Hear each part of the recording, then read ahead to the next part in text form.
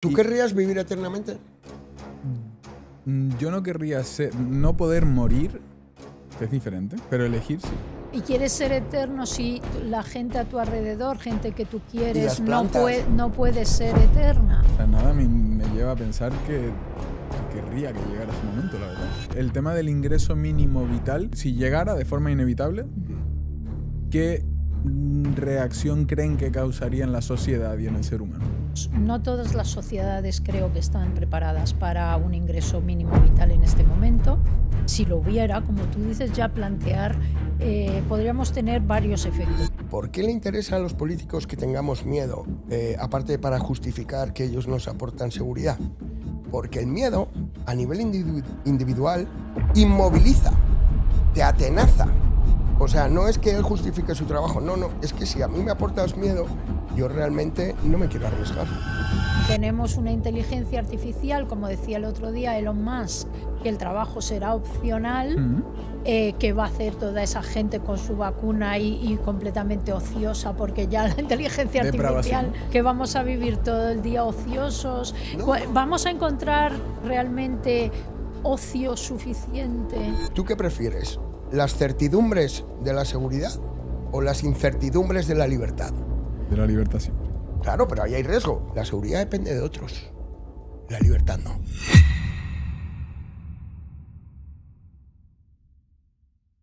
Alesia, Jorge, Alesia, bienvenidos. ¿Qué tal? ¿Qué tal? Buenas tardes, encantada de estar aquí contigo. Un placer tenerles por aquí, ¿eh? Jorge por segunda vez ya. Ya ves, viendo el nuevo set. Esto es una manera de repetir algo que fue muy hermoso. Yo la verdad que cuando estuve contigo me dijo mi mujer, ¿qué tal? Y digo, mira, lo más parecido a ir al psicólogo. Hostia, ¿eh? Claro, porque tú dejas hablar a la gente, ¿no? Y es una especie de diván esto. Total, y no solo dejo hablar, sino que dejo fumar y hacer lo que les dé la gana. Ah, claro sí, que sí. me aprovecharé de esas libertades luego. Muy bien. Oye, antes de empezar tengo un regalo por aquí que ya, Jorge, me consta, es la prueba de que ves los podcasts porque me lo estaba reclamando, pero tenemos por aquí un regalo. Antes de que me lo des, te lo estaba reclamando. Oye, muchísimas gracias. Una marca de productos de electrónica que hemos lanzado, me fui a China a lanzarlo. Que total. Y hay unos auriculares, ¿vale? Están cojonudos, cancelación de sonido, 6 micros, ya me darán feedback, pero Qué bueno. Oye, hablando de cancelación de sonido, yo también tengo un regalo para ti. Súper. Relacionado con la cancelación. Cancelación. Es mi libro. Alesia, hacías hincapié que mencionáramos tus dos apellidos porque el primero puede llevar a confusión, ¿no? Sí. Alesia Putin Ghidini. Sí, bueno, lógicamente Sí, todo italiano. el mundo me pregunta, como es lógico, ¿no? Llamarse Putin hoy en día puede sorprender. Es un apellido italiano del Véneto, de donde es mi padre. El segundo también es italiano, pero de la Lombardía, que es el de mi madre, Ghidini. No tengo nada que ver, por fortuna, con Vladimir Putin. Soy italiana, residente aquí en Madrid desde hace muchos años y bueno, es simplemente anecdótico, es una coincidencia. Súper. Pero aquí veo el libro, se llama Cancelación, Manual contra la dictadura de la ideología, el pensamiento binario y el odio político. Sí, porque nace del hartazgo, nace de escuchar a mis alumnos más valientes, querer aprender, es decir, sapere aude, atreverse a aprender, que también era una frase que el maestro Escotado repetía constantemente.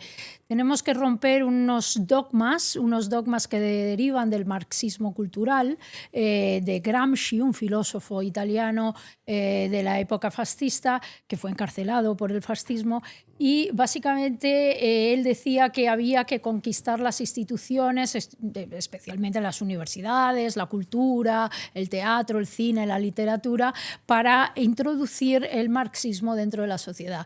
¿Qué sucede? Que esto se ha arrastrado durante los años y en este momento lo que hemos intentado y a veces conseguido es romper estos esquemas. Estos esquemas han derivado en una serie de religiones laicas, como aquellas que dicen que vamos a colapsar mañana mismo por el cambio climático, aquellas que dicen que el hombre blanco heterosexual es por principio alguien malo, alguien que va a hacer daño a las mujeres, por ejemplo, aquellos que dicen que la sociedad occidental es equivocada, que nosotros somos personas que por el hecho de haber nacido en esta sociedad hemos provocado los mayores daños al planeta, al mundo, cuando en realidad nosotros somos la sociedad que hemos promocionado los derechos humanos, que hemos promocionado todas aquellas libertades y derechos individuales de las sociedades democráticas. Antes de entrar en materia, Alesia, que sepas que Jorge nos dijo, voy a llevar a una persona, y confiamos tanto en él que dijimos, sí, o sea, podría haber traído aquí a cualquier loco que no hubiera... Bueno, un poco loca quizás está bien, ¿eh? Pero qué bien, muy contentos de tenerte aquí. Esto es algo que llama la atención, ¿no? Que a veces, no sé, el mundo va apretando ciertas tuercas en todas las direcciones que parece que por ser una persona, como decías, un hombre blanco, hetero, ¿sí? Emprendedor, incluso. Claro. Eso ya no son atributos de una persona, son deméritos, ¿no? Claro. O sea, realmente el libre pensamiento fue perseguido en la antigüedad, pero yo creo que todavía sigue perseguido en unas nuevas modalidades. Pero vamos, ¿sabes por qué me he traído a Alesia? Porque yo creo que el tema de la cancelación nos toca a los dos de pleno. Total. La última vez que estuvimos tú y yo, me contaste cómo en La Sexta te habían llamado supremacista, facha... Supremacista de género. Supremacista de género. Es que lo increíble del gramscismo, por así decirlo, sí. y del marxismo cultural es los palabras que se generan, ¿no? No es palabras, son palabras. Esto del heteropatriarcado es una cuestión a nivel lingüística, es sorprendente cómo se ha podido unir una raíz con una terminación y hacer una nueva palabra. Básicamente, estos palabras al final tienen un objetivo común y siempre es el anticapitalismo. Lo disfrazan debajo de mantos distintos. Uno puede ser el feminismo, el otro puede ser el ecologismo, el otro puede ser justamente atacar al emprendedor, pero en el fondo son enemigos del comercio, como decía el maestro Escotado. Sí. ¿Por qué? Porque en el fondo lo que quieren atacar es un sistema. Perdieron en el año 89 con la caída del muro de Berlín, han perdido la batalla económica, saben que no la van a recuperar. Realmente yo creo que la caída del comunismo fue la construcción del muro de Berlín, no su caída en el 61, porque demostraban que la gente quería escapar porque no funcionaba el sistema, por lo tanto ese es el momento del fracaso. Qué maravilla lo del puente aéreo, ¿no? O sea, sí, lo que demostró Estados Unidos. Que es que nadie lo sabía hasta entonces. Sí. O sea, y salía un avión cada 30 segundos o algo así. Impresionante. Muchos murieron, porque Stalin cerró la frontera y dijo, ahora os vais a morir de hambre. Y dijeron, ya, es que no cuentas con los americanos. Claro. Y los americanos aterrizaban en un avión cada 30 segundos, pero con víveres de todo tipo. Sí. Papel higiénico, antibióticos, agua, cerveza, lo que fueran. Y perdona, te he interrumpido. No, nada. Pues, básicamente hay que entender que todos estos movimientos culturales, pero también económicos, hablo de crecientismo básicamente, están orientados a minar el capitalismo. ¿Por qué? Porque han perdido la batalla económica y por lo tanto lo quieren ganar a través de defensas de las minorías que ellos eligen, porque hay minorías que luego ni les hacen ni caso. ¿Las minorías cuáles? Pues minorías LGTB, las que consideran el sexo débil. A mí que me digan que soy el sexo débil, pues como entenderéis, pues no me encaja, ¿no? Pero luego tiene todo que ver con tres fantasmas. Hay tres fantasmas que recorren el mundo. Uno es el decrecimiento, el otro es el victimismo, un victimismo donde la víctima a veces ni siquiera es víctima, es un denunciante cualquiera que se considera víctima pero al final no lo es, y la concienciación punitiva. Todo lo que tú haces en Occidente está mal hecho. Consumir, viajar, tener una furgoneta diésel, comer carne. Por lo tanto, nuestro estilo de vida está bajo ataque. Y decir que tú quieres hacer eso provoca cancelación. Por eso es sistémico. ¿Y cuál es el rol de la envidia en toda esta ecuación? La envidia, mi padre lo decía, o sea, una definición de filósofo. La envidia es el desear el mal ajeno. no es desear el bien ajeno, no, es desear el mal ajeno. O sea, yo disfruto cuando tú fracasas. O sea, no voy a parar hasta demostrarte que yo estoy por encima.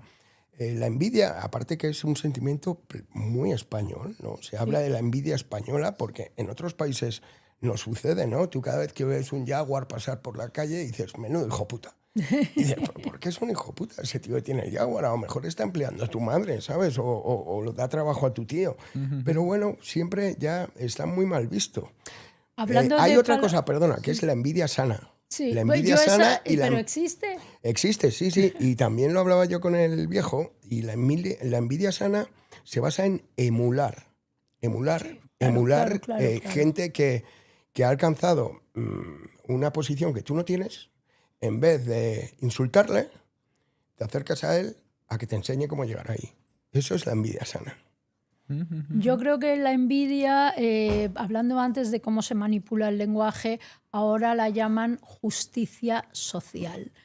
Es el nuevo término que en el fondo encubre una envidia y que justifica que muchísimas personas expresen esa frase, justicia social, pero realmente lo que significa es quitar al otro para tener yo, pero el que ha conseguido lo que ha conseguido es el otro, ¿no? Entonces, bajo justicia social se justifican pues grandes aberraciones como que en estos momentos Hacienda sea realmente una Stasi, una policía, una Gestapo hacia el emprendedor, sobre todo hacia el emprendedor más débil, porque las grandes corporaciones, las grandes empresas son sectores regulados que tienen acuerdos políticos con el gobierno, por lo tanto son menos afectadas, pero el pequeño y mediano empresario al final es el que está realmente ahogado. Ayer justamente han dicho que ya no van a imponer Verifactu en España, que se está...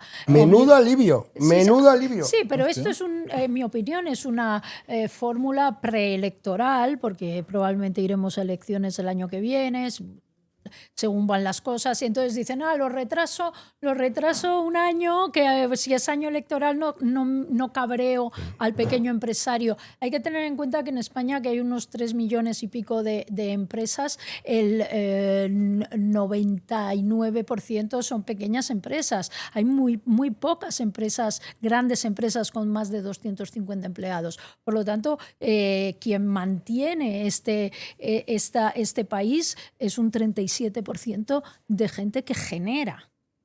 Entonces, esto significa que el 63% de la gente está mantenida por otros. Y suena bastante insostenible, ¿no? Es insostenible. Claro. Es insostenible, como es insostenible el sistema de pensiones actual, como es insostenible pues, seguir pensando que nuestro crecimiento puede estar basado simplemente en lo que está basado ahora mismo, que es en inmigración, en fondos europeos y en inflación.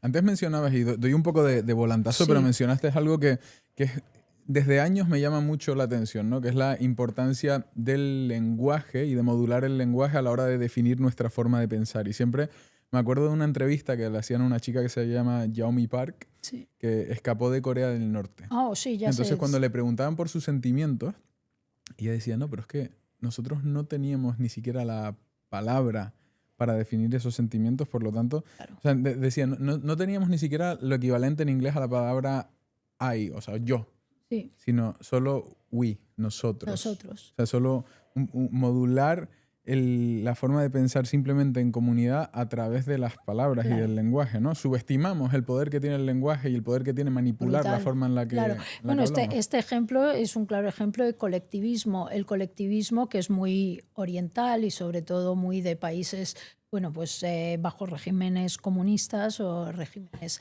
autoritarios.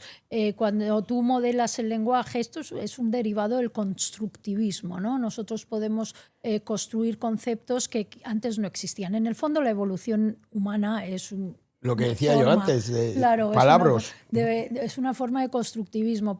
Y esto ha sido así con muchísimas palabras. Nosotros tenemos que tener en cuenta, hemos dicho antes, envidia, justicia social, pero hay que tener en cuenta también que todo heteropatriarcado, que palabras también como cambio climático, son todas construcciones. El clima ha cambiado siempre. Lo que pasa que ahora hemos asociado a cambio climático algo que es mucho más grave, que es un alarmismo de apocalipsis. Cuando tú utilizas el miedo para modular a la sociedad, modulando las palabras, puedes infligir ese miedo a la sociedad. Y eso es lo que llevan haciendo desde hace ya décadas, diría, políticos populistas. Es una parte importante del populismo. Sí, sí. La gente, el pueblo, dicotómico, los buenos, los malos, la casta, el pueblo. Todas estas palabras... socialismo, libertad. Eso lo vemos mucho en los eslóganes políticos. El otro día hubo una manifestación y era mafia o democracia. Todo lo que un experto en marketing político diseña es lenguaje puro. ¿Para qué? Para que decidamos pensamiento binario. Una parte del libro habla del pensamiento binario. Si yo elijo una cosa, no elijo la otra. Por lo tanto, la polarización realmente es llevar al pensamiento dicotómico. Una cosa excluye la otra. Maniqueísmo. Maniqueísmo. Maniqueísmo, porque Mani fue una persona muy importante y es el que de donde viene la palabra maniqueo, que es sí o no, blanco o negro, no hay grises. Entonces te tienes que posicionar, Entonces es que la vida está llena de grises. Realmente nada es ni blanco ni negro, ni nada es realmente bueno o realmente malo, ni una persona es realmente fea o realmente guapa. Van a influir otro tipo de añadidos en ese concepto que van a definir el concepto en sí mismo, ¿no? O sea, imagínate que aquí ahora mismo en España sufrimos una plaga o una epidemia, o llámalo como quieras, de maniqueísmo. Porque si no eres políticamente correcto, eres facha. Total. Tú eres facha. Yo soy facha. Alesia es facha. Yo, claro. ¿Por qué? Porque no compramos el discurso institucionalmente establecido. Y cuando decía Alesia, el tema del miedo es muy importante, ¿no? Y ahí es donde también mi padre entra directamente. El miedo es una manera que tiene el político de justificar su trabajo. El miedo es una manera que tiene el político de justificar su trabajo. ¿En qué sentido? Pues que le necesitas para que te aporte seguridad. Ah, claro. Exacto. Y cuando no sabe hacer su trabajo, se inventa Una alarma. una alarma o algo peor todavía, un referéndum. Es algo muy peligroso porque es democracia directa y en realidad los referéndums al final se transforman en never endum, porque al día siguiente que han votado, la parte que no está contenta con el resultado puede volver a pedir abrir un proceso para ello. Por eso los referéndums y la democracia directa son tan peligrosos. Y además que cuentan con unos mecanismos de control de narrativa y una especie y crean un efecto inhibidor que es exquisito. Funciona también porque tú no puedes tener un discurso en el medio. O sea, yo cuando decía de repente decir... No puede ser gris. No, decía, oye, es que los impuestos en este país me parecen excesivos. ¡No quieres pagar impuestos! Sí. Claro. Cuando tengas un problema, opérate en Dominicana, porque en España están cerrados los hospitales Digo, para oye, ti. que no he dicho eso. Que no he dicho Claro. eso. Que he dicho que me parecen demasiado. Que los bajaría porque después veo el despilfarro y veo que en La Palma, ¿vale? Que hay 64.000 habitantes, hay 14 ayuntamientos con concejales y me parece demasiado. ¿Sabes? No sé, un ayuntamiento, una Claro. norte y al sur. Inflado. Digo, no sé. No, No quieres pagar impuestos. claro. Ok. A ver, la eficiencia del sistema público es algo que tú también hablas en tu libro. España hay unos listados, ¿no? Ahí, y encabezamos por debajo la lista. Y es que realmente, a ver, por ejemplo, con la irrupción de la inteligencia artificial, a nadie se le ha ocurrido que a lo mejor podemos optimizar el trabajo del cuerpo funcionarial en España. O sea, yo veo el Ministerio de Medio Ambiente ahí en nuevos ministerios y dices, joder, o sea, es que parece un falasterio de Fourier esto. O sea, y ahí viven familias. O sea, ¿cómo puede ser tan colosal este edificio? Pues siempre va a ser igual el edificio, independientemente de las atribuciones que tenga. O sea, tú a un funcionario, como hablábamos, y que no se me tome como que no entiendo la importancia que tienen los funcionarios, pero decirle a alguien que tiene un puesto en propiedad, Claro. hablemos de esto, porque no sé si hemos reflexionado sobre ¿qué es tener un trabajo en propiedad? Tienes tu plaza en propiedad. Bueno, es muy curioso. Otra vez el lenguaje, otra vez el lenguaje. Claro. Y entonces dices, ¿un puesto en propiedad qué significa? Dice, pues que si un día quieres dejar de trabajar, te siguen pagando. O sea, no hay baremos que en una empresa es que duras 2 horas si realmente dices, esta es mi silla en propiedad. ¿Cuánto tarda el jefe en echarte, no? Quiero hacer un apunte sobre el tema porque me parece fundamental. Voy a poner un ejemplo muy claro y que todo el mundo le afecta a todo el mundo. La sanidad pública y la sanidad privada. Hay un debate, ¿no? No, viva la sanidad pública. No, yo tengo mi seguro privado. Hay que pensar que la persona que contrata un seguro privado está ahorrando en 3 vías distintas a la sanidad pública. Primero, recursos, porque si yo utilizo mi seguro privado no estoy yendo a la pública, por lo tanto soy una persona menos que utiliza. Segundo, contratando mi seguro privado yo estoy pagando una serie de impuestos, porque en mi póliza vienen impuestos, por lo tanto estoy pagando impuestos. Y tercero, la empresa privada a la que yo he contratado, que sería una gran empresa, Sanitas, Adeslas, etcétera, etcétera, paga también muchísimos impuestos. Por lo tanto, es un beneficio tan grande la sanidad privada para el sistema público, que yo cuando empiezan a hablar de yo defiendo la pública, yo defiendo la privada, digo, pero ¿sabéis de lo que estáis hablando? Igual con los colegios. Y con los colegios y pasa aparte lo mismo. En tu libro puntualizas muy bien que no debería llamarse sanidad privada, sanidad pública, sino sanidad estatal. Claro. A ver. Gestión estatal de la sanidad, ¿Cómo que porque es público? una gestión. No es público, no es mío, yo no tengo un trocito de esa sanidad. No puedo decir, ay, pues me llevo la cama de este hospital porque yo la he pagado. No, es una sanidad de gestión estatal. No me pertenece. El lenguaje otra vez.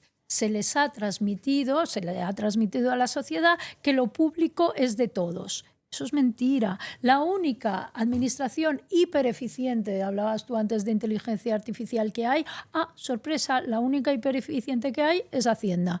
Porque luego los juzgados no funcionan, los hospitales tienen listas de espera, los colegios públicos no tienen plazas para todo el mundo. Pero, sorpresa, la hacienda pública funciona increíble. Y la DGT. Y la DGT. Sí, son las 2 cosas que funcionan de maravilla. No escapas. Oye, volvamos sobre el miedo, que es un concepto muy potente, muy profundo. ¿Por qué le interesa a los políticos que tengamos miedo, aparte para justificar que ellos nos aportan seguridad? Porque el miedo, a nivel individual, inmoviliza, te atenaza. O sea, no es que él justifique su trabajo, no, es que si a mí me aportas miedo, yo realmente no me quiero arriesgar. Y que es un país... El otro día oí un vídeo de Antonio Banderas, no sé si lo has visto.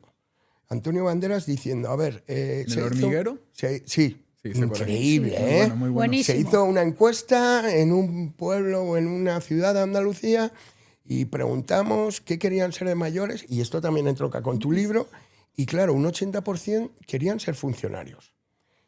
Es que, dice Banderas, así no se construye un país. El país se construye con gente que se la juega. Claro. Y entonces podemos otra vez pensar que es falta de propia, no sé, la sangre. Del emprendedor, claro, que nace, no se hace. O sea, el emprendedor, el que es vendedor, lo es ya desde 6 años, desde que es pequeñito. No hay una escuela, fíjate, de comerciales. No existe una carrera. ¿Y qué es más importante que vender hoy en día, no? 100%. ¿Y por qué? vender? Papá, yo quiero ser vendedor. Vale, ¿a qué escuela le mandas? Tiene que ser A la calle. extraoficial. Solo le puedes mandar a la calle. A la escuela de la vida. Vale, a no ser que tenga miedo. Porque entonces lo atenazas, lo dejas ahí en casa y virgencita, que yo me quede así, ¿no? O sea, no te atreves a arriesgarte. Pero yo en esta conversación del miedo, yo siento que la sociedad cada vez está más dispuesta a entregar su libertad a cambio de seguridad. Ahí, el gran término, perdona. ¿Tú qué prefieres? ¿Las certidumbres de la seguridad o las incertidumbres de la libertad? De la libertad siempre. Claro, pero ahí hay riesgo. Perfecto. Ahí hay riesgo. Es que si tú preguntas a la gente por la calle, hola, disculpe, por favor, pare un segundo. Es una pregunta muy, muy concreta. ¿Usted qué prefiere, libertad o seguridad? ¿vale? Son dos conceptos trascendentes, muy importantes, que te llenan la boca solo diciéndolo, ¿no? Libertad, seguridad. Pues bueno, si uno se mira en su foro interno, la seguridad depende de otros, la libertad no. Claro. Entonces, realmente, ¿qué mástil va a sujetar mi vela? ¿La voy a sujetar yo o lo van a sujetar estos peleles analfabetos, indocumentados, corruptos, que da vergüenza, ¿sabes? Cómo se ha aumentado la cuenta corriente de Irene Montero desde que entró en política y así hay miles de ejemplos, ¿no? Como el que decía que iba a vivir en Vallecas ahora vive en un chaleto. O sea, realmente, libertad o seguridad. Y sin hablar de Dominicana. ¿Cómo? Sin hablar de Dominicana. Vale. Pero ahí también han soltado... Eso es un pueblo, ahí todo el mundo, si hablara... Bueno, cualquiera que esté escuchando este podcast, de verdad, que cierre los ojos un segundo y piense, ¿qué prefiero, libertad o seguridad? Pero a ver, durante la pandemia yo creo que esto quedó latente, ¿no? Quedó muy claro. Y además es que hay una metáfora muy clara entre lo que era la enfermedad del COVID. Tú cuando no tienes libertad... te das cuenta, te falta todo. Claro, te falta pero todo. es que cuando la tienes, no te das cuenta que la tienes. O sea, la libertad solo se echa de menos cuando la pierdes. Ahí voy. Entonces, ¿qué te quitaba el COVID si tenías la enfermedad? Te quitaba el oxígeno. Y el oxígeno es lo mismo. Cuando tú no te das cuenta de que estás respirando, pero cuando te ahogan porque no puedes respirar, es lo más importante que tienes que recuperar. Y es exactamente igual a la libertad. Cuando la tienes, no te das cuenta de que la tienes, Exacto. pero cuando te la quitan, te falta todo. Muy buena metáfora. Entonces, la metáfora entre el COVID y la libertad es exactamente igual. Y a nosotros nos quitaron nuestros derechos más básicos, el derecho al movimiento, por ejemplo, el derecho de reunión. En ese momento nos dimos cuenta de lo importante que es, pero nos dimos cuenta también de algo muy triste, y era que había gente que se sentía cómoda, segura con esa pérdida de libertad. Entonces, yo creo que la sociedad española ha cambiado en dos momentos. Española, obviamente en todo el mundo. Uno fue en España políticamente el 11M y otro fue el momento de los encierros por COVID. Ahí, lockdown. Me ponen los pelos de punta de acordarme de COVID. Me vinieron algunas escenas a la cabeza. Sí. A mí también pero también fue un momento para darnos cuenta de la ineptitud de los políticos. O sea, yo recuerdo una cosa en particular. ¿Ineptitud o cara dura? No, pero yo recuerdo, por ejemplo, ¿no? ¿Te vacunaste? Bueno, no lo digamos aquí. Yo no me vacuno, Vale. nada, cero. Y digo, pero recuerdo algunas que yo decía, pero ¿quién está teniendo estas ideas? Porque yo lo pasé en Tenerife, ¿no? Sí, hombre, estabas bien ahí. Aunque ahí fue el primer caso de COVID en Canarias. Sí, pero mira, yo solo recuerdo una calle en Tenerife por donde nunca pasaba prácticamente nadie. Y de repente ponen una norma que dice, no se puede salir a la calle tan solo de 6 a 7 de la tarde. Y parecía la maratón de Boston. Qué bueno. ¿Te acuerdas que en el primer podcast hablábamos de que cuando quieres publicitar algo, prohíbelo? Claro. Con el tema de las drogas, ¿no? Claro. O sea, esa calle estaba vacía hasta que se impuso una norma de que no podías pasar. No. O sea, que salga todo el mundo a la vez. Claro. Digo, qué genialidad. ¿Quién será? No me jodas. Básicamente, la prohibición siempre tiene un efecto perverso y Marketing contrario. neuronal. Es un marketing inverso, ¿no? Es un marketing inverso. La cuestión es que al final volvemos a caer en el miedo. Había gente que sintió tanto miedo y creo que era muy legítimo que sintiésemos miedo porque había motivos para sentir miedo. Lo que pasa que preguntabas tú, ¿a quién se le ocurrían esas ideas? O sea, el estado de emergencia, la teoría de Naomi Klein, que es la teoría del shock, dice que si tú infliges suficiente miedo a la sociedad, puedes tomar cualquier decisión.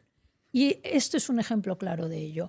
El miedo que había, que era además a nivel mundial y era sobre morir o no morir, básicamente. O matar a tu abuela. O matar a tu abuela, o si le dabas un beso, algo muy perverso. Realmente vivimos situaciones muy perversas. Permitieron Punto número 1, que se cerrara el portal de transparencia, que es el portal por deberían pasar todas las compras. Eso dio lugar a que se hiciesen todo el caso Coldo, el caso Mascarillas. Lo contaba todo, Aldama hace poco aquí. Todo empieza en ese preciso momento, porque ellos tuvieron manos libres para hacer contrataciones públicas de millones de euros sin ningún tipo de control. Y por eso alargaba el estado de alarma todo el rato. Y por eso Sánchez. alargaban el estado de alarma. Y entonces lo que es más sangrante de estas situaciones de corrupción es que lo estaban haciendo mientras nosotros estábamos encerrados y había gente muriendo en los hospitales. Ellos estaban hinchando los bolsillos a través del miedo que habían trasladado a la Una sociedad. reflexión. Cuando hablábamos del miedo y del COVID,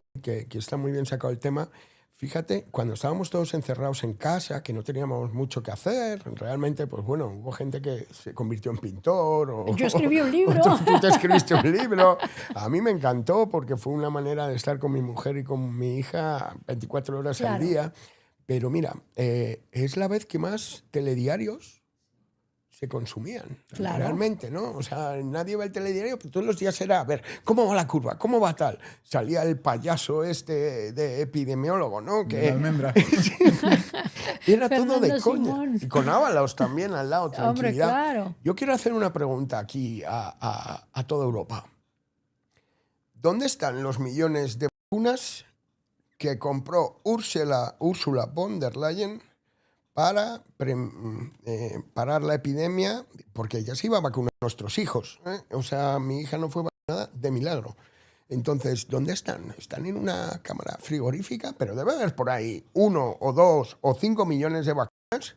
Ella está ahora en medio de un procedimiento, se llama el Pfizer-Gate, y no sabremos dónde acaba. Yo tengo que decir que yo sí me vacuné y que yo soy una persona que considera que la vacunación a lo largo de la historia, Sí. a lo largo de la historia ha tenido un salvado más impacto, vidas, ¿no? ha salvado miles de millones de Vamos. vidas, y es verdad que la vacuna del COVID fue en un periodo de tiempo muy breve, a lo mejor no tuvo suficiente pruebas. Hay un efecto secundario evidente, pero también estoy segura de que la enfermedad del COVID tiene un efecto secundario sobre muchísimas personas y unas secuelas que también han matado a muchísima gente. Eso es cuestión de porcentajes que nosotros no sabemos cómo medir. Yo también quisiera hablar de la responsabilidad de China respecto muy bien. al COVID, una responsabilidad que parece que se está diluyendo en la nada y que es un tema geopolítico, yo creo, de gran relevancia. Dicho esto, ¿dónde están esas vacunas? Probablemente estén en los laboratorios. No, fueron compradas. O sea, Sí, hubo una gran inversión. y muchas estarán Acuérdate caducadas que la Unión Europea, y tiradas. todas. La Unión Europea dijo, bueno, como somos la Unión Europea, ahora vamos a poder demostrar lo importante de la Unión, y es que no compramos 5 millones, compramos 450 millones de vacunas, o lo que fuere, ¿no? Pero claro, cuando compras en bloques, son economías de escala, en teoría, Claro, era por eso un buen business para Europa. Claro. Bueno, pues es No, que... y sobre ¿no te todo, acuerdas que decían que nos facilitaba- íbamos a tener que vacunar Sí. todos los años? Ahora mismo estamos en una fase de vacunación y quien quiere se vacuna. La gente inmunodeprimida, la gente mayor Sí, y tal, se pero se no es lo vacuna mismo la del gripe COVID. que el... La nuestra fue no obligatoria, porque hubo gente que lógicamente ni se vacunó, pero sí en ese momento, para reabrir la economía, yo soy de la idea que sí hubo que crear una protección, como llamaron, de rebaño o así. Sí, pero no estaba claro, pero luego se demostró que la vacuna tampoco te No, la protegía del vacuna contagio. no te Pero cura. acuérdate, La ¿sabes vacuna lo que decía simplemente Escota?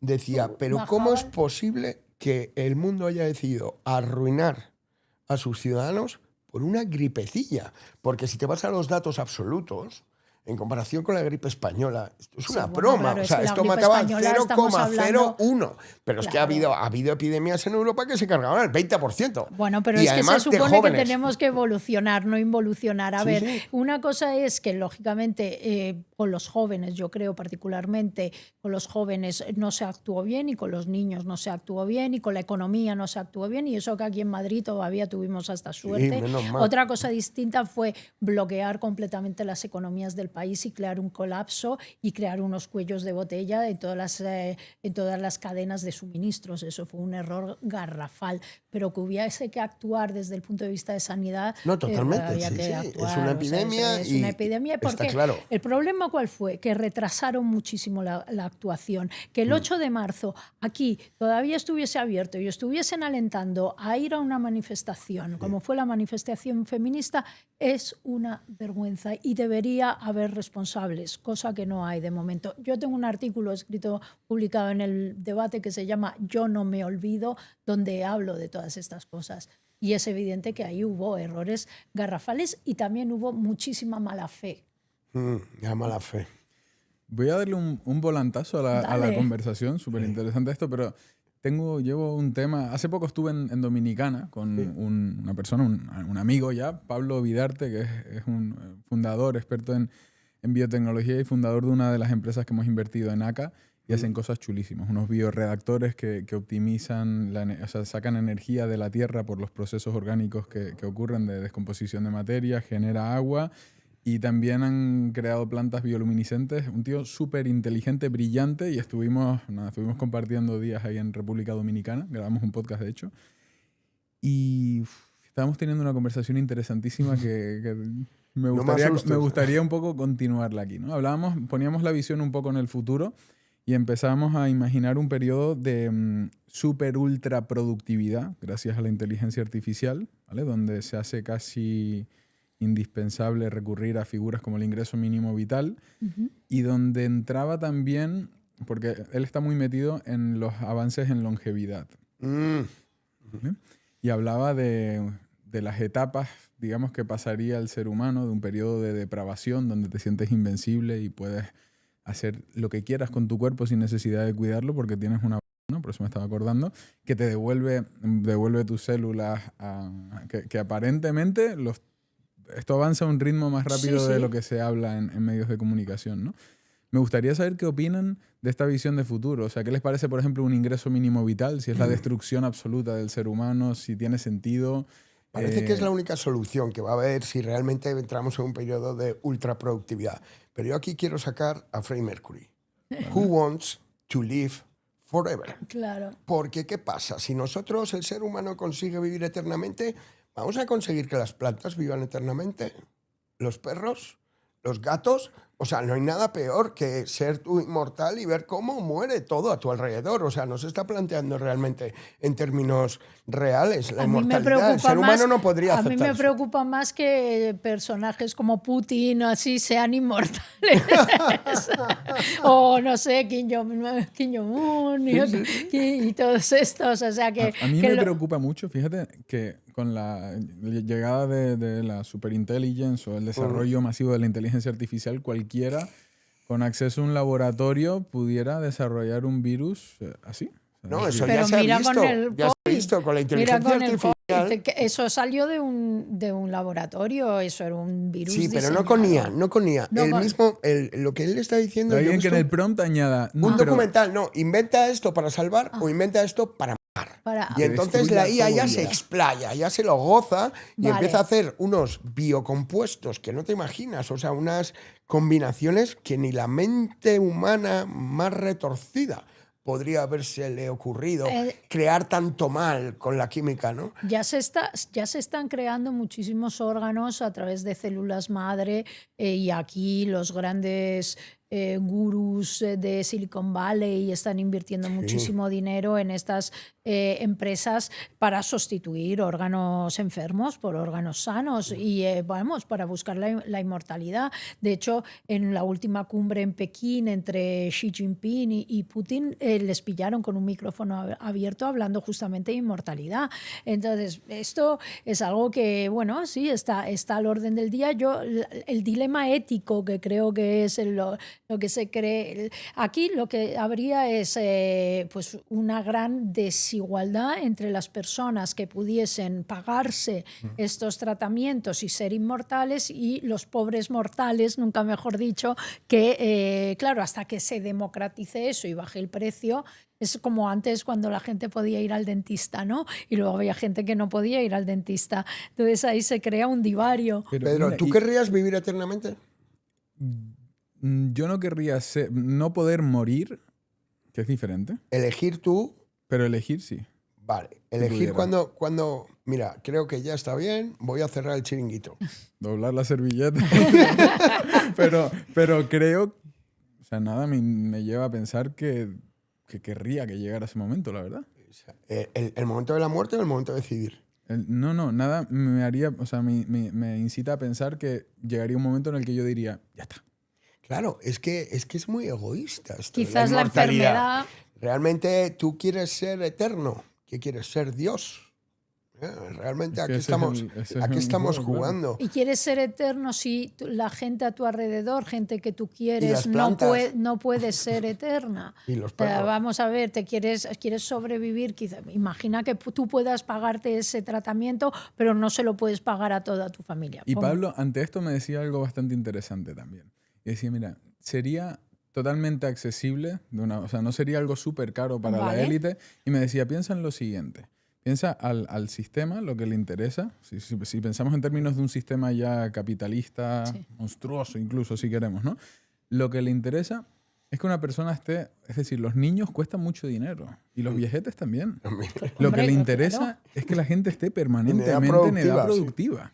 Claro. Entonces, si tú tienes una vacuna que te mantiene tus células al estado de una persona con Óptimo. 24 años de forma extendida, esto es positivo para el sistema. Sí, real. pero Pero tienes mi, que contratar a pregunta es, gente. pero mi pregunta es si tenemos una inteligencia artificial, como decía el otro día Elon Musk, que el trabajo será opcional, Mm. ¿qué va a hacer toda esa gente con su vacuna y completamente ociosa? Porque ya la inteligencia artificial... Depravación. Depravación, has dicho, ¿no? Sí. Fantástico, claro.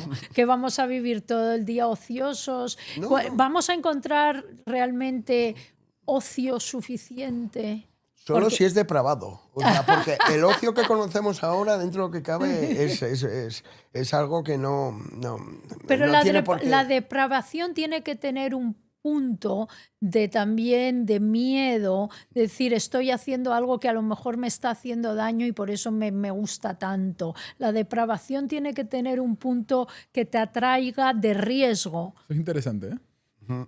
Es un punto interesante. Sí, el riesgo está ahí. ¿Habéis visto el documental de Charlie Sheen, el que hay ahora en Netflix? Me salió en portada Buah, es durante una semanas portada, y no es he una llegado a pasada. clicar. Os aconsejo que lo veáis No lo he porque visto. realmente, vamos, es un ser humano totalmente distinto a los demás, que es capaz de salir de marcha y de ingerir tóxicos como nadie, ¿no? Y bueno, pues cuenta esto, cómo llegó a ganar 1,5 millones por emisión de Halfman y luego pues dio una gira con Live Nation explicando cómo le habían despedido.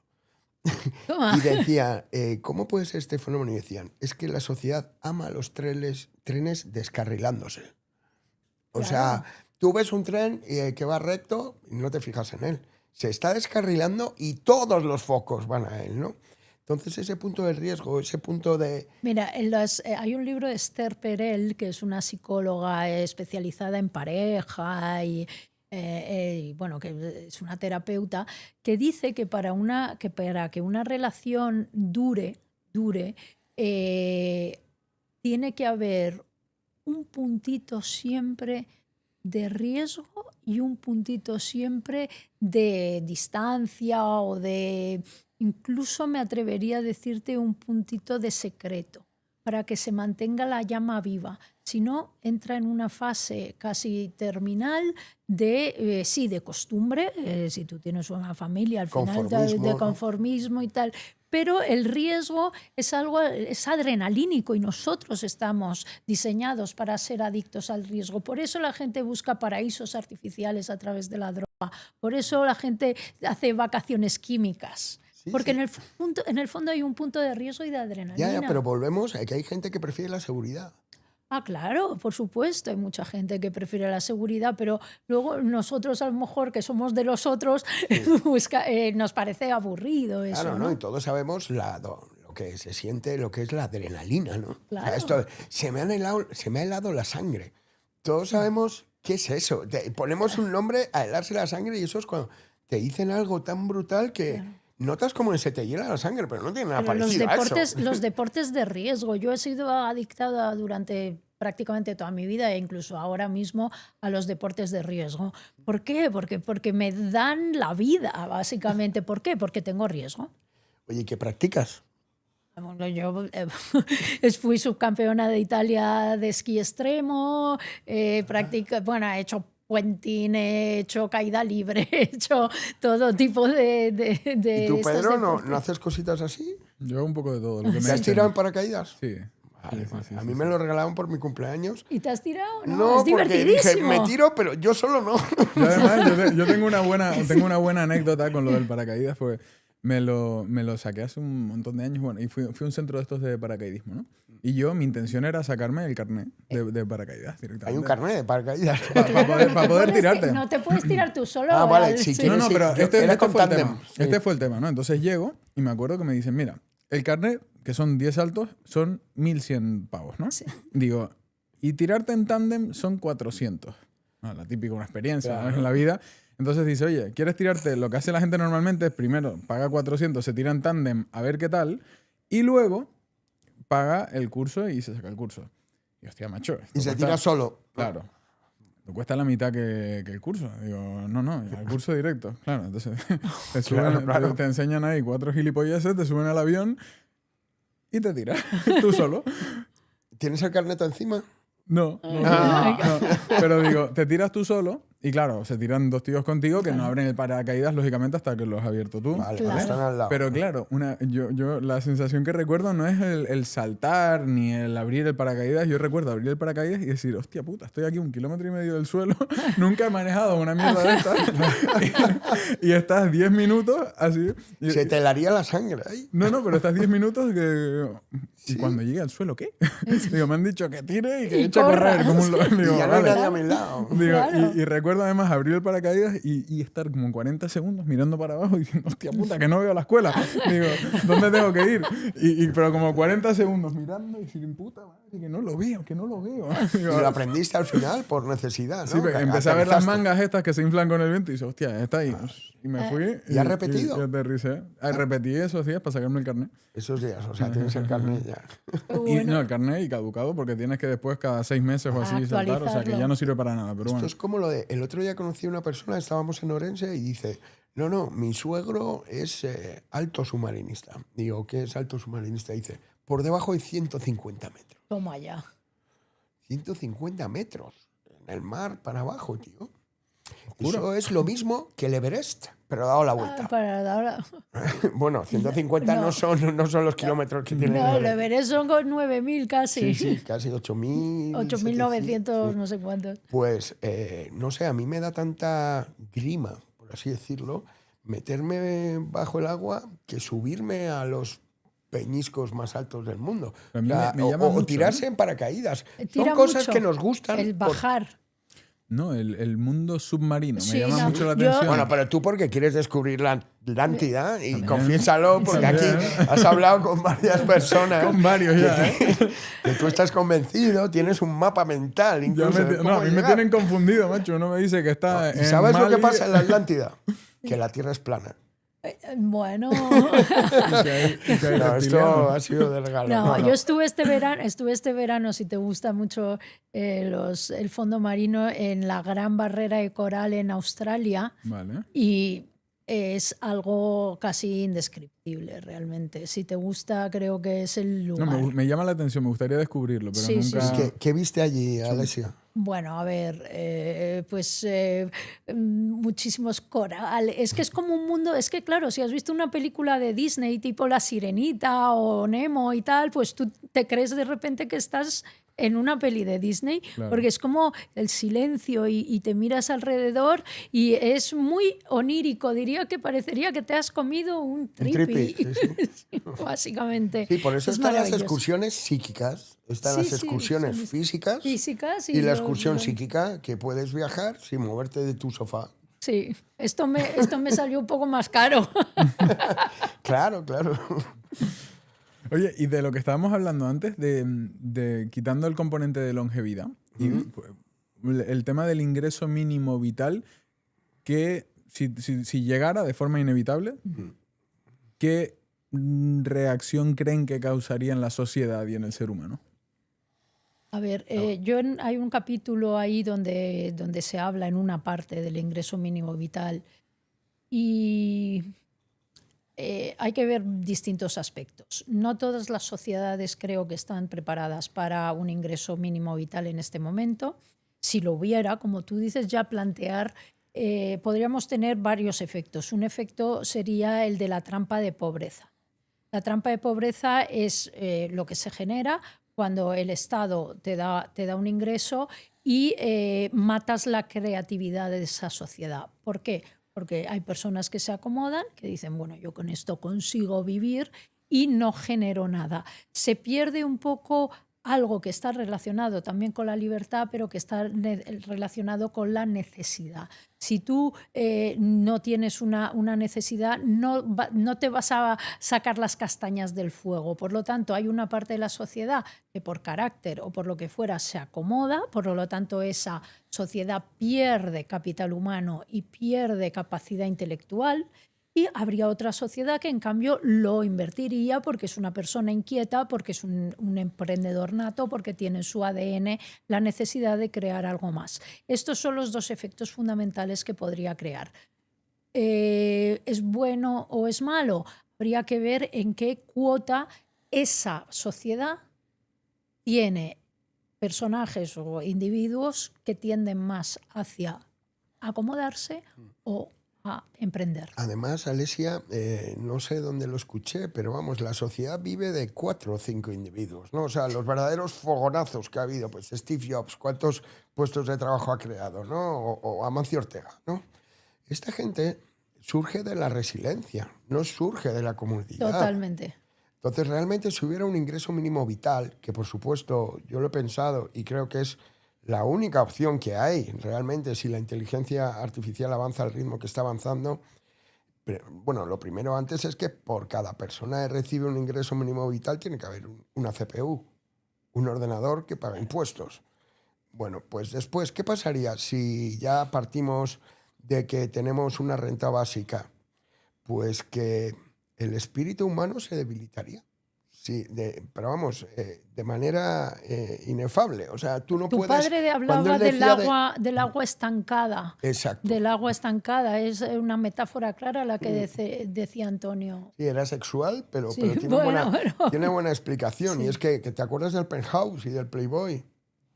¿Eh? Y el porno en general, o sea, el que se compraba en los kioscos. ¿Dónde está ahora? O sea, porque Penthouse, todos hemos visto, o el de Playboy a Hugh Hefner, ¿no? Sí. Con su bata y lleno de conejitas a su alrededor. Ya, pues hoy ese señor estaría en el paro. ¿Por qué? Porque ya no hay agua estancada. O sea, cuando tú tienes un embalse, hay censura, está prohibido y realmente es muy difícil acceder al erotismo o a, bueno, estos catedráticos del sexo que son algunos actores. Entonces, cuando es muy difícil, interesa mucho, porque está el agua embalsada y no hace falta que una persona enseñe una teta. Con que enseñe una pantorrilla ya puedes tener una erección involuntaria, ¿no? ¿Y ahora qué? ¿Dónde está? Tú ves un Playboy, no hay nada más aburrido que... Pero eso es Schumpeter, el filósofo, creativa. hablaba de la destrucción creativa y realmente nosotros evolucionamos como sociedad por destrucción creativa. Si tú piensas en Kodak, por ejemplo, si tú piensas en Olivetti, pues son empresas que han desaparecido del mapa. ¿Por qué? Porque antes llevábamos el carrete a revelar. Bueno, en cuanto se inventó la cámara digital y ahora el móvil que tiene todo, pues lógicamente esas empresas ya desaparecieron o intentaron reinventarse de alguna manera. Entonces, la evolución de una sociedad está íntimamente ligada a la destrucción creativa. En el momento en el que nosotros quitamos capital humano, quitamos necesidad de inventar algo nuevo, realmente estamos rompiendo el ciclo de creatividad. Y la creatividad, en el fondo, mira, hay una propiedad privada que es la propiedad privada, aparte de la vida, por supuesto, el ser humano, la propiedad privada más importante que tenemos, que es nuestra propiedad intelectual. La propiedad intelectual está ligada a la creatividad y la creatividad está ligada al progreso de la sociedad. Esta es la cadena.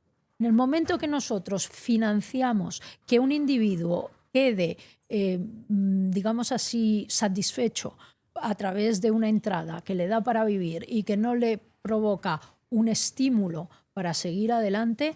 Luego hay personas, como decía él, que lo tienen intrínseco, que necesitan crear. Nosotros somos esas personas, necesitamos hacer cosas. Pero hay personas que realmente podrían tirarse todo el día delante de la PlayStation jugando. No, yo a veces veo Netflix y digo, joder, me encantaría tener una vida entera para verme todo el catálogo. Sí. Pero claro, es que no hay manera. Claro. Pero después es que hay perfiles y perfiles. Porque yo he tenido esta reflexión muchas veces y siempre me acuerdo de la misma persona. Coño, yo aquí, mi primer negocio fue en calle Pes, ¿vale? Y tenía, ¿Antes de la pollería? sí, una heladería en calle del Pes, aquí ¿no? Y hay un supermercadito donde compraba la leche todos los días para hacer el helado. Y yo recuerdo de entrar y ver siempre el guardia de seguridad en la puerta. A las 8 de la mañana. Volvía luego, me quedaba sin leche, iba a las 2 de la tarde y ahí seguía, mismo lugar. Y volvía y seguía. Y ya han pasado 10 años de ese negocio, ¿no? Y hace 6 meses pasé por delante y seguía la misma persona allí, de pie. Digo, claro, o sea, si lo aplico a una persona como yo, llena de inquietudes y demás, igual te destruye la vida, ¿no? Pero digo, hasta personas la sustituyes por un robot y lo dejas que se enfoque en el gimnasio, las artes marciales o aquello que Hay le guste, gente que tiene igual es más feliz. Puede ser. Vocación de estatua. La curiosidad hablaba siempre el maestro. El maestro hablaba siempre de la curiosidad y es fundamental. Tenemos que ser personas, bueno, somos algunos, nacemos con ese gen y no podemos ni evitarlo. Claro, no, es que es algo muy humano. Claro. Realmente lo que nos distingue de los animales es que somos animales, sí, pero racionales. Que es Sí, distinto. Yo sé que me bueno, voy a morir y cuando sí. sabes que te vas a morir, realmente te interesa hacer cosas pues como una peli, un thriller, ¿no? Un Pero poquito porque de queremos acción, o sea. sentir esa adrenalina de la que hablábamos Exacto. antes. Necesitamos eso. Y sobre todo lo que decía el maestro, y de ahí la frase también de Heráclito Sapere Aude, es atrévete a saber porque es muchísimo más divertido, porque si solo aprendes cosas que ya te confirman tu sesgo, y volvemos a lo que hemos dicho al principio del programa, al final menudo aburrimiento, yo quiero cambiar de opinión, yo quiero que me digan, no, estás equivocada, no ves que las cosas son así, porque esa es la aventura de la vida realmente, si no eres un cobarde. Y tienes que buscarte a ti mismo. Escota no decía cobardes, los decía Ya. mustios eunucos. Mustios Mustios eunucos. eunucos. No quería decir yo eso. Hay que decirlo, hay que decirlo. Hay que decirlo. ¿Ustedes qué dirían a la hora de tomar decisiones en la vida sobre qué hacer o no hacer? ¿Creen que es más razonable preguntarse por qué o para qué? Lo segundo, sin duda. Sí. ¿Para qué? ¿Para qué? ¿Para qué estoy Sí. aquí? Acuérdate Sí. que yo me derramé en tu primer podcast y tal, hablando sobre mi trabajo, en el legado escotado y tal. O sea, Acércatelo un pelín el micro. sí, Mejor, es buscarse a sí mismo. O sea, no puede Un ser propósito. que tu vida no es igual que la del otro. No hay dos nubes iguales, no hay dos llamas iguales, no hay dos partidas de ajedrez iguales. Entonces, tienes que tratar de buscar para qué has venido al mundo. Que a lo mejor es para cuidar a tus padres, a lo mejor es para hacer la pollería, a lo mejor es para escribirse el libro que se ha escrito Alesia. Pero búscate a ti mismo, porque realmente eres único y eres divino en la medida en que eres único. Entonces, yo creo que no es por qué, sino para qué. Siempre para qué. Y también hablábamos de que cuando una persona tiene éxito, no es porque haya tenido suerte, sino que es porque es muy útil a los demás. Entonces, un poco yo creo que la función realmente del ser humano, ya en el siglo XXI, en 2025, como estamos, es decir, ¿yo cómo puedo mejorar la sociedad? Sí, esto va ligado mucho con el concepto de esfuerzo y meritocracia, que ahora mismo están atacados básicamente porque parece que el ascensor social está gripado. Yo no pongo en Veía duda. antes en el índice, puede ser meritocracia versus mediocracia. Sí, que es de los mediocres. Vale. La vale, tiranía de los mediocres. Antes la me quedé mediocracia. con la espinita. Sí. Bueno, yo básicamente ahí hablo mucho de la meritocracia y también distingo meritocracia, porque es verdad que hay una meritocracia institucional que es verdad que puede estar estropeada en este momento, que es la titulitis, básicamente. No, pues yo he ido a este colegio, Eso te puede ayudar a hacer un buen network, que yo no pongo en duda que pueda haber una serie de redes que tú puedes crear si vas a una buena universidad, o si vas a una buena escuela. Y luego, claro, está la meritocracia, que yo creo que es la más importante actitudinal, es tu actitud ante la vida, es de ser proactivo, es ser curioso, es querer hacer las cosas bien, es tener un gen un poco, digamos así, emprendedor. No me refiero a crear una empresa, sino a querer hacer lo que decías tú antes, el mérito, el propósito. Entonces, estos dos tipos de meritocracia en este momento son divergentes realmente. No hace ni falta ir a la universidad para tener éxito en la vida. Yo soy una gran defensora en este momento, incluso, aunque soy profesora universitaria, soy una gran defensora de la formación profesional y de formaciones alternativas, porque realmente con la inteligencia artificial vamos a vivir una revolución total. Y además creo que la titulitis, y yo además soy una que tiene muchos títulos, o sea, no creo que eso te haga mejor persona que otra persona, simplemente pues en la sociedad que a mí me ha tocado vivir sí me pueden haber resultado de utilidad, pero no creo que sean útiles para todo el mundo. La meritocracia significa más, en mi opinión, la teoría del esfuerzo. Si tú no te esfuerzas, tú tienes que vivir bajo una cierta presión, y volvemos al ingreso mínimo vital, para que tus neuronas se activen para crear algo. Tiene que haber, puede ser una presión externa o puede ser una presión interna de tu propósito en la vida, de tu necesidad de creatividad. Por eso el sistema comunista falló, porque atacó, fue un torpedo en la línea de flotación de la creatividad de sus individuos. ¿Y qué significa ser mediocre para ti? Bueno, mediocre es que básicamente no te interese nada, o sea, que te dé lo mismo todo, que te quedes con el ingreso mínimo vital que te dé el Estado y te des por satisfecho y no quieras hacer nada. No digo que tengas que, no, tú un gran aporte a la sociedad, no todo el mundo aporta grandes cosas a la sociedad, pero que tú estés satisfecho con algo, que tengas algo que te apasione. Quizás lo relacionaría con una falta de pasión. O sea, que alguien, por ejemplo, que coge ese ingreso mínimo vital y está todo el día en la playa porque quiere mejorar su surf, no sería mediocre necesariamente. Para nada, todo lo contrario, me parecería fantástico, porque además yo creo que el surf, yo que soy de deportes de tablas, yo creo que el surf es un estilo de vida que me fascina. Yo a eso no me he dedicado, pero vamos, me parecería fantástico el que usa su ingreso mínimo vital para dominar las olas y jugar con la naturaleza. Yo creo que ser mediocre, en cierta manera, es pasar por la vida sin hacer ruido. O sea, conformarte con lo dado, que podría ser aquí el salario mínimo, y decir, bueno, pues vale, si ya tengo esto, me voy a poner a ver Netflix todo el día. Pero otra vez volvemos a que, oye, piensa para qué has nacido, que es que para que tú nazcas, o sea, mira, para empezar, tus bisabuelos, ahí empezamos, tus tatarabuelos, no tuvieron ninguna enfermedad, ¿sabes? Echaron un polvo y salió, luego ya vinieron tus abuelos, luego todo esto, esta mágica conjunción de factores para que tú nazcas. Estás aquí. Es un milagro. Hay 10.000 que no han nacido en Exacto. este mismo segundo, pero has nacido tú. Ahora bien, no te da por recapacitar, mirarte al espejo y decir, oye, ¿yo cómo quiero ser recordado? ¿Cómo quiero ser? ¿Cuál es mi legado? ¿Qué quiero inculcar a mi gente, a mis hijos? Y luego ya, si estás en un punto alto que realmente notas que has nacido para algo muy especial, pues, ¿qué vas a hacer por la humanidad? Lo que decía, mejorarla. Pedro, fíjate, el otro día lo hablábamos antes en el bar, ¿vale? Es que a mí me gusta ir a lo concreto directamente. Me dice Alesia, yo noto que mis alumnos ahora son más inconformistas, o sea, ya no quieren ser tan funcionarios. Ahora ya empieza a notarse un espíritu crítico. Y ¿sabes por qué? Por gente como Pedro. Por ejemplo, que habéis dado voces, habéis dado voz tú y bueno, Jordi Wild, UTBH, hay muchísimos, ¿no? Pero si no fuera por vosotros, la juventud ahora mismo estaría viendo la tele y lo que hace es ver YouTube, que es muy distinto. YouTube todavía no hay censura. Yo he visto un cambio radical en la universidad. Sí, yo no me atrevo a decirte, ¿para qué has nacido, Pedro? Obviamente, eso te lo tienes que preguntar tú en tu foro interno. Pero ya tienes motivos, ¿sabes? A lo mejor has nacido para darme la oportunidad de decir esto, ¿no?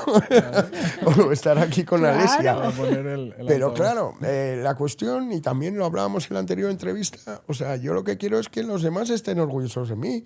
Es que ese es mi deseo más más primario, ¿no? Que la gente que me quiere, la gente a la que admiro esté orgullosa de mí. Pues para eso te vas a tener que esforzar. Para mí la mayor satisfacción que puedo tener en la vida es ese mail de ese alumno que te dice, es que usted me ha cambiado la vida. Es que usted me ha cambiado porque yo venía con unos dogmas muy claros, inculcados en mi cabeza y creía que la realidad era esa y me he dado cuenta de que hay muchísimos más puntos de vista y que ahora quiero hacer esto porque usted fue mi profesora. Eso es maravilloso. A mí, yo en mi foro interno también lo digo, vamos, en mi corazoncito. Mucha gente me escribe diciendo, joder, tu padre me ha cambiado la vida. Claro. Pero bueno, te escribo a ti porque sé que eres el mediador de que me haya cambiado la vida. Porque si no, yo no hubiera conocido a tu padre. Claro. Fíjate, me escribía un tío el otro día de un pueblo de Múnich. Sí. Wow. Y me decía, me has cambiado la vida, tú y tu padre. Y yo, no, yo no, te la habrá cambiado mi padre. Y dice, no, perdona, tu padre no se preocupaba de que llegara aquí el mensaje. Entonces, pues sí, podemos en el fondo sentirnos dichosos, ¿no? O sea, claro. el victimismo es el discurso de la persona que es en el fondo un vago. Una persona... un resentido. Sí, un resentido. Tú puedes tirar siempre que lo que te pasa es culpa de otro. De los demás, claro. O que lo que te pasa es culpa tuya. Entonces, bueno, en este sentido, asumimos nuestras mira tu entorno de amigos, responsabilidades. mira tu círculo cercano, ¿no? Y a ver qué opinan de ti, ¿no? Y entonces yo creo que hay que sentirse dichoso, jubiloso y recontentado, por así decirlo, de lo bien que estamos aquí los tres ahora. Los grandes males que nos acechan, y lo he nombrado antes, es primero el victimismo, porque la víctima se ha convertido como en un héroe en este momento. Claro. Pero no es la víctima de verdad, es la que se autodenomina, hay como autodeterminación no solo de género, sino de víctima. Entonces, claro, tú te autodefines como una víctima y ya parece que nadie te puede decir nada. Pero luego habrá que ver si es verdad que lo eres, porque se está confundiendo el término víctima con el de denunciante. No todos los denunciantes son víctimas de verdad. Claro. Por lo tanto, estamos entrando otra vez en el lenguaje y la perversión. A mi juicio, el victimista lo que hace es pensar hacia atrás, en vez de pensar hacia adelante. Claro. Porque todos, y que levante la mano el primero que no le suceda esto, todos podemos reprochar a nuestro pasado o alguna circunstancia o algo, decir que por eso no lo hicimos bien, no que por eso no tengo novia o que por eso no tengo tal. Mira, cual. El político populista, una de las características fundamentales del político populista es también mirar al pasado. Si tú miras los eslogans de grandes partidos populistas, pensemos en el Brexit. El Brexit, el eslogan era Take back control. Sí. Quiere decir que antes tenían control y que lo que tienen que recuperar. Si piensas en el Make America Great Again, es que América fue grande una vez. Siempre y que mirando hacia atrás. Y siempre miran hacia atrás, siempre miran hacia atrás. Por lo tanto, es una de sus características fundamentales porque hay una gloria pasada que hay que recuperar. Cuando realmente todos los indicadores nos enseñan que los grandes estándares vamos a mejor. Yo me refiero a la tasa de longevidad, que hablábamos también antes de esto. Todos los índices. Pero no es toda la gloria, es todo tiempo pasado fue mejor. Y es que es alucinante. Hay gente, yo por ejemplo, don Fernando Sánchez Dragó, que era un intelectual de primera línea, o incluso mi madre, decía, este monstruo de Internet, ojalá no pudiera vivir dentro de un siglo. Dices, ojalá se murieran 2 de cada 5 niños, ojalá la esperanza de vida estuviera en 53 años, ojalá tuvieras que irte a Nueva York y tardarías 3 meses en barco. ¿De verdad me estás diciendo lo que estás pensando? Exactamente. Total.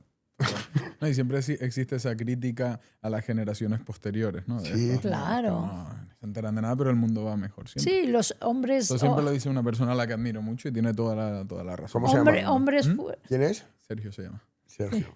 Hombres fuertes crean tiempos fáciles crean hombres débiles, hombres débiles crean tiempos difíciles crean hombres fuertes. Y vuelve a empezar. Muy bonito, muy bonito. Y se debería repetir en bucle todo el rato. Una cosa, ¿qué añadirían a la afirmación de que se es más feliz en la ignorancia? Yo es que me niego a esa frase radicalmente, porque es verdad que, bueno, que ignorance is bliss, dicen los ingleses, pero yo soy feliz cuanto más sé. Sí, pero un poco es como decir que el gordo no tiene arrugas, ¿no? O sea, realmente... No lo había escuchado yo, ¿eh? A ver, en la ignorancia, pues eres feliz precisamente por tu ignorancia. Eres feliz porque desprecias cuanto ignoras. Entonces, Ya. si conoces pocas cosas, tu mundo es fácil recorrerlo varias veces al día, dar una Pero circunferencia por tu mundo. te pueden engañar mucho más fácilmente. Totalmente. Porque Eres cobaya. puedes estar feliz dentro de tu burbuja Pero a veces vital. no sabes ni que te engañan. Antes o después. ¿Cómo era la otra frase? Te puedes engañar, que era de Abraham Lincoln, no me la sé entera, pero te puedes engañar a alguien alguna vez, a todos, tal, pero al final siempre te pillan. Sí, Algo sí. así, No, ¿no? y la mentira tiene las patas muy cortas. Antes o después te van a ligar, te van a cazar.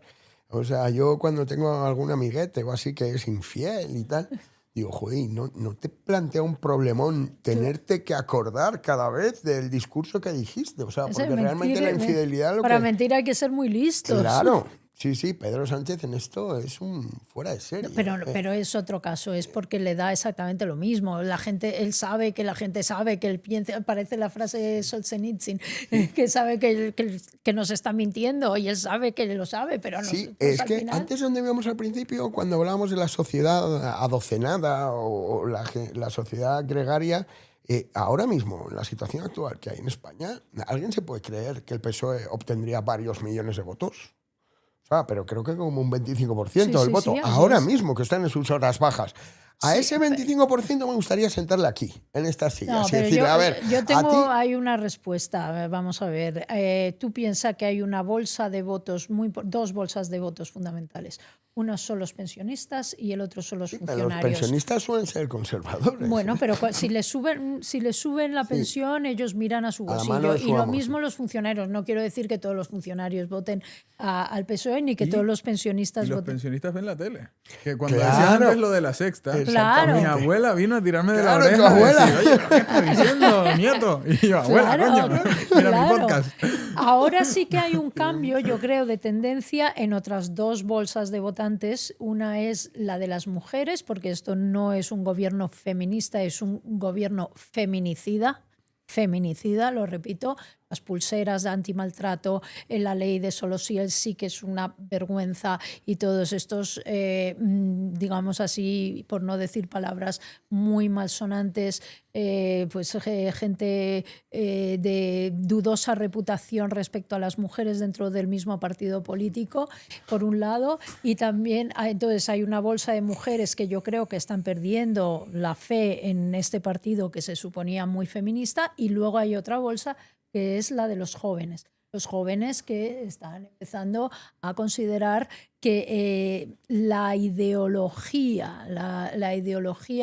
falsamente llamada progresista, porque nada tiene que ver con el progreso, es la que más les protege. Yo creo que ya ha habido un péndulo que ha ido hacia otro lado. En ese y lo que decías también en tu libro, ¿no? Que la gente bien tiene ideas y la gente mal, por así decirlo, tiene ideología. Sí, claro. Realmente exige un trabajo tener tu propia visión del mundo.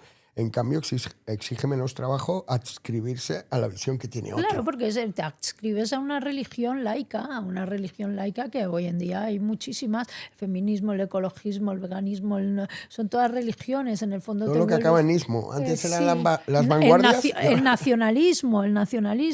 Y siempre me ha parecido muy llamativo cómo esas tribus se unen, ¿no? O sea, decir, oye, una manifestación feminista y ves banderas de todo tipo de otras Palestina, causas. y ves de Palestina. Porque la identidad se ha convertido en un nuevo rasgo muy importante. Hay que tener en cuenta que en el siglo XX, sobre todo, la ideología fue el gran movimiento, ¿no? Los totalitarismos, por supuesto, el nazismo, el comunismo y el fascismo, movieron las masas. La religión también durante muchísimo tiempo fue el gran movimiento de masas. ¿Qué ha sucedido? Que como estas dos formas ideológicas y religiosas han decaído porque con Nietzsche hemos matado a Dios, digamos así, ahora se han sustituido exactamente por las identidades. El hombre tiene necesidad de sentirse que pertenece a un grupo y la identidad es el nuevo grupo.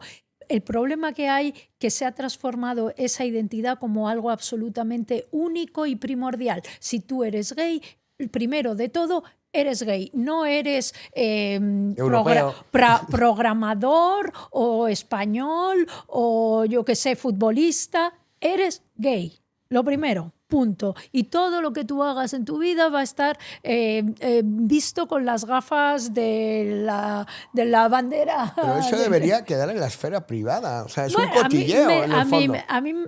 A mí me da igual si es privado o público, me parece fenomenal, es que me parece fantástico, pero lo que no puede ser que toda tu vida solo lo importante sea ese rasgo identitario, porque realmente somos individuos que somos multifacéticos y con multirrasgos, somos mil cosas. Pues yo soy profesora, soy, no sé, madre italiana, soy, bueno, soy tía, soy hija, soy muchas cosas, soy, no sé, una persona que le gusta escribir libros.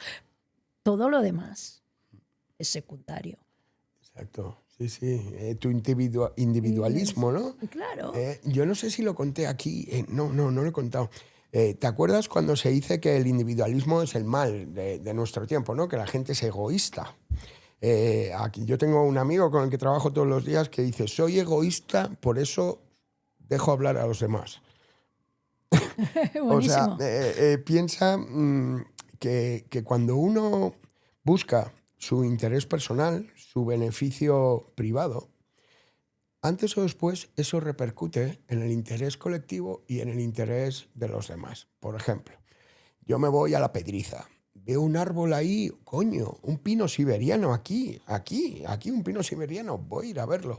Y entonces me doy cuenta de que hay una serie de construcciones graníticas, unas raíces, tal, cosas que me impiden llegar a ese pino. Pero yo, egoístamente, motu propio, cojo y hago una especie de sendero. Y al final llego y contemplo ese pino siberiano tan hermoso. ¿Cuál es mi sorpresa? Cuando 10 años después, donde yo había hecho un sendero, ahora hay una autopista. ¿Por qué? Porque tu interés también es el de los demás. Había más gente que quería ver ese pino siberiano, pero tú fuiste el que abriste camino, luego vinieron otros, ya se hizo una senda, después un camino, después un terraplén y ahora la autopista. Entonces, realmente, si tú buscas tu interés personal, en el fondo estás buscando el interés colectivo, porque no hay ninguna gloria que se conquiste solo. O sea, tú imagínate que fueras tú quien está grabando, que eres tú el que está alquilando esto, el que hace los guiones. No, es que todos somos limitados. Entonces, tu interés personal, tu interés egoísta, hay que darle la vuelta al concepto, es el interés público. Había un libro de Mandeville, en La fábula de las abejas, que comentaba cómo virtudes públicas, vicios privados, virtudes públicas. O sea que gracias a que la gente tiene vicios, pues podemos pagar a gente que está en la calle muerta de hambre. O sea, si no hubiera gente que comprara Louis Vuitton, o gente que fuera al casino a arruinarse, o gente en la tragaperras, o gente que fumásemos, todos esos vicios son virtudes públicas. Luego, ¿por qué? Porque se redistribuye lo que se obtiene, ¿no? O sea, ¿quién quiere una sociedad perfecta? El panal perfecto. Sí. Bueno, yo creo que el problema aquí, volviendo a las identidades... ¿Qué opinas del egoísmo? Bueno, yo es que creo que hay un sano egoísmo, claro. y tiene que ser... La base de la creatividad también está en el egoísmo. La base de la creatividad está en el egoísmo porque es algo que yo quiero materializar.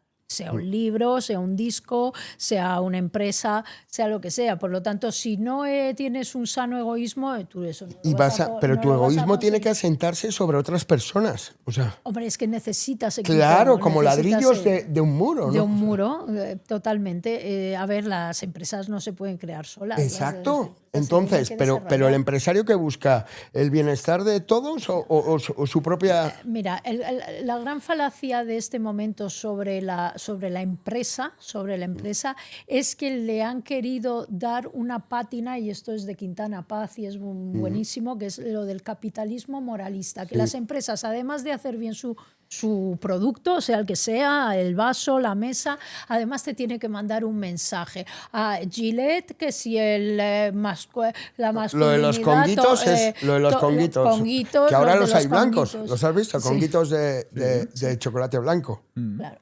Pues eso es woke. Sí. Antes eran los conguitos, eran capitalismo oscuros. moralista, ¿no? Darle un sentido, un propósito. ¿Cómo es que Profiden había quitado lo de blanqueamiento dental? Porque blanqueamiento está muy connotado. O sea, yo no quiero blanquearme los dientes, no. Busquemos un eufemismo. Voy a hacerlos... A brillantar. Sí, a brillantar. Venga, vale, esa te la compro. Y soy la mayor empresa de fabricantes de dentríficos, ¿no? O sea, hay realmente... muchísimas empresas que se han metido en eso, pero al final en Estados Unidos, como siempre, se han dado cuenta y dicen go woke, go broke. Sí, o sea, sí, te haces woke y te arruinas, porque Disney, que empezó a hacer a la Blancanieves negra, pues no iba nadie a verla. Bud Light metió la pata fuerte, ¿eh?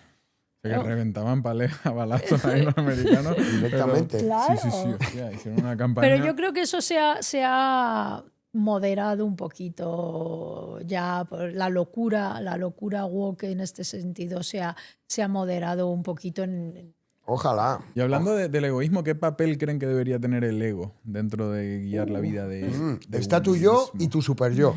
Sí. Y tu mini yo. Digamos que son esas conversaciones con Pepito Grillo, que así acabábamos, ¿no? Hablábamos de que la conciencia, tú puedes conversar cuando estás solo con alguien, que es contigo mismo. Por supuesto. Yo hablo muchísimo conmigo eso lo misma. podemos llamar ego. No lo podemos paro. llamar ego. Luego el superego es lo que, esto lo decía todo Freud, esto que tú quieres proyectar a los demás y tal y cual. Pero ese egoísmo es una palabra muy profunda, pero yo creo que viene de heroísmo. En cierta manera, el ego trata de proyectarse hacia los demás. Cuando hablamos de las víctimas, el héroe es el bombero, no la persona que está sufriendo, que se le incendió la casa. Por eso hay una transposición perversa, por eso yo, esa frase que es de Dante Augusto Palma, yo la digo porque realmente hoy en día se ha ensalzado como en una estatua cualquier persona que se declare víctima, cuando al final lo que está haciendo es hacer daño a las verdades. Mira, en Estados Unidos, quien muere rico, muere deshonrado. Esto está, lo puedes ver, por ejemplo, en la cantidad de centros Rockefeller que hay, en la cantidad de instituciones, porque si tú has tenido la suerte o el trabajo o bueno, lo que fuere para tener éxito en tu vida, lo mejor que puedes hacer es devolver ese éxito a la sociedad. Entonces, ¿a quién le interesa morir con 6.000 millones en la cuenta? ¿No prefieres esos 6.000 millones invertirlos en catedrales, bibliotecas, hospitales?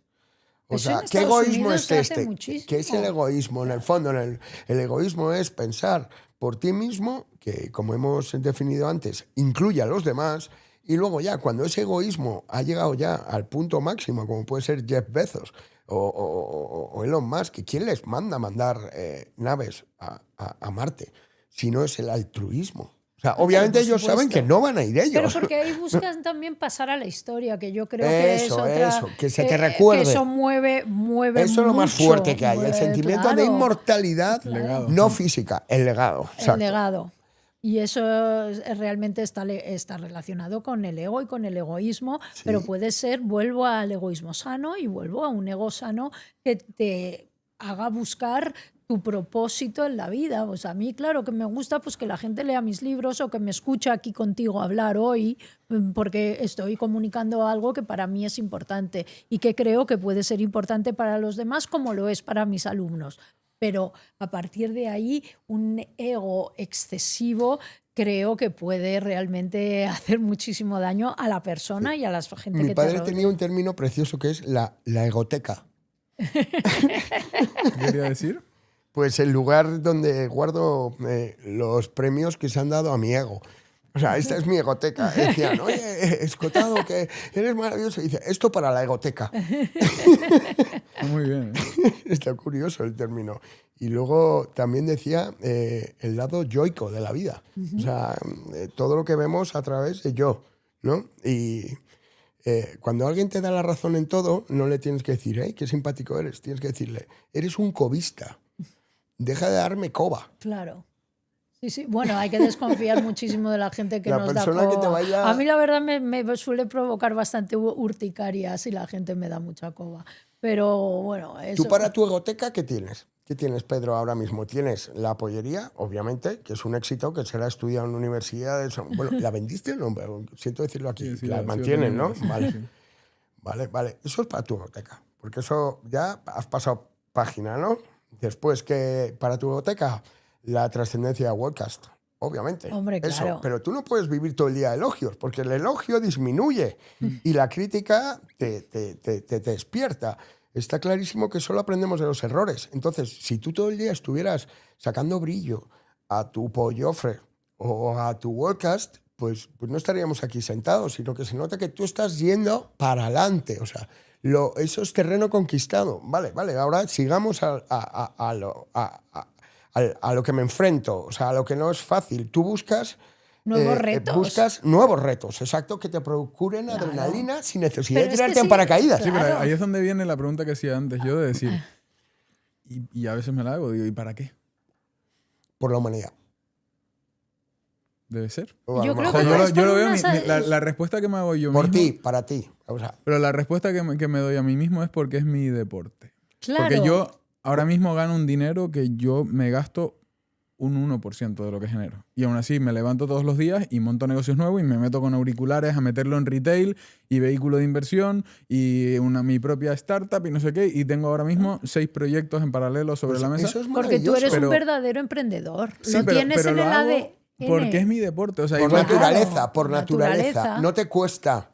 Realmente, Claro. bueno, tu esfuerzo te cuesta, desde luego, Sí, luego me llevarlo. meto en líos. Sí, te metes en líos, buscas los problemas. Yo, por ejemplo, siempre digo, a mí el peligro me protege en vez de, Claro, de totalmente. exponerme. Pues estoy tan acostumbrado al riesgo, pero bueno, hay muchísima gente ahí fuera que no tiene que sentir esto, ¿eh? Pero tú, ¿para qué lo haces? Lo haces por ti. Mira, Pero mira, yo lo veo como deporte en el sentido de que, esto lo he dicho varias veces aquí, ¿no? Que LeBron James sale a la cancha y quiere meter más canastas, sí, ¿no? Sí. ¿Para que le suban el sueldo? No. No, Porque no. es su deporte y ya está. Pues que yo juego a baloncesto, pues Porque quiero- se reta a sí mismo. Sí, sí. Mira, yo tengo una Y, pues, empresa para mí es lo mismo, familiar. es Yo dinero. tengo una empresa familiar que tiene la tira de años, te digo, pero muchos años. Yo podría haber perfectamente trabajado solo en la empresa de mi familia. Tenía, no te digo la vida resuelta, pero era mi trabajo y Sí. iba a ser mi trabajo. Yo hago eso, pero al mismo tiempo yo necesitaba ser profesora en una universidad, yo necesitaba escribir unos libros, yo necesitaba tener mi propósito porque cuando tenía 17 años le dije a mi padre que era comunista y me cogió y me metió en un avión y me mandó a China. Y yo a los 15 días, cuando estaba en China, y no es la China de ahora, es la Como China... Jiménez Los Santos también Sí, le pasó. le pasó lo mismo, por eso trabajamos juntos, por eso colaboramos. Me mandó a China y yo a los 15 días llamé llorando a mi padre diciéndole que le juraba que no era comunista y que me devolviera, por favor, a Qué España grande, inmediatamente. qué grande el viejo. Se me pasó el comunismo en 15 días y luego volví y dije, papá, voy a trabajar contigo. Yo sigo trabajando en la empresa familiar, obviamente, porque yo en el fondo soy abogada, pero mi hobby es escribir los libros, ser profesora universitaria, dar mis conferencias y tal. Tenemos algo dentro que no podemos evitar. El es duende, un, el es un duende. duende. El duende. Por ejemplo, Pedro, ¿qué edad tienes ahora? 30, lo voy a cumplir. Vale, ¿qué va a pasar con Pedro Werbaum con 50 años? Muchos hijos. ¡Ole! Babies, vale, pero te vas a convertir en un patriarca. Eso es otro objetivo. Pero yo creo que también, aparte de por el lado genético, que tienes mucho que dar, no lo dudo, yo estoy seguro que veremos sorpresas contigo. Y no solo contigo, sino con la gente que está en la brecha de querer un poco ir contra lo políticamente correcto y lo socialmente establecido.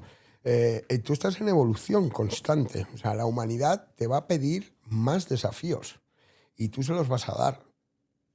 ¿Por qué? por ti mismo, ya, pero eso va a repercutir en los demás.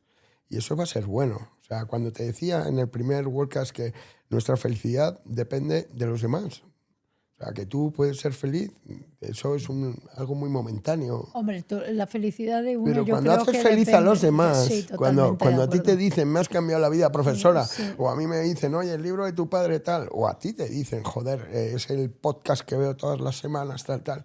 Eso es no un tiene precio, subidón. eso es priceless, tío. Eso es priceless. Sí, y a su vez hay que hacer un ejercicio consciente de no emborracharse de eso tampoco. No, claro, Totalmente.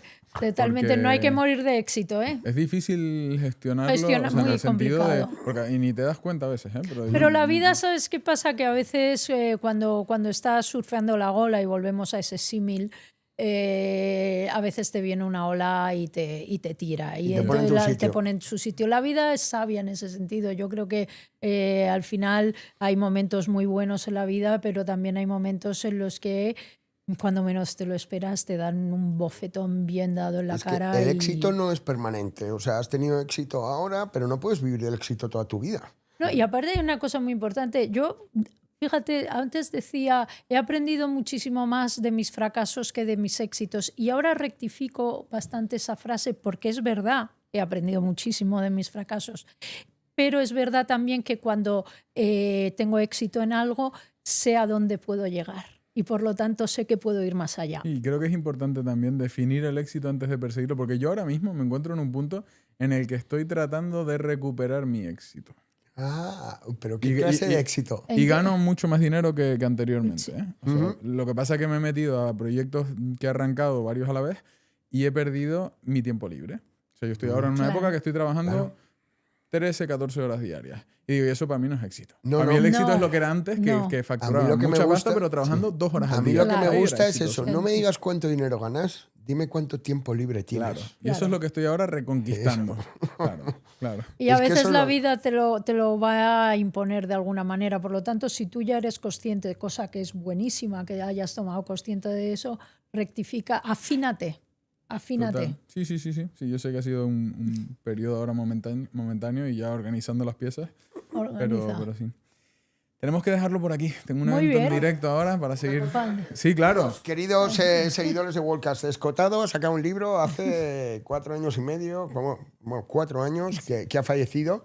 Y os lo recomiendo. O sea, si queréis ser más cultos que el 99% de la sociedad, leéroslo. 400 páginas, desde el hombre primitivo hasta Karl Popper. Un manual imprescindible. ¿Y tú te lo has comprado? Un manual imprescindible para entender qué pasa. Los pondremos los dos Venga. nos pasan el link de Amazon o donde les convenga y lo ponemos en la descripción del vídeo. Que Qué seguro que gozada hay volver a interés, charlar ¿vale? contigo, Pedro. Muchísimas Habrá gracias. más. Ha sido Habrá un más. placer El enorme. punto 3. Muchísimas 100%. gracias. Muchas gracias a los dos. ¿eh? Gracias. Gracias. Adiós. Adiós.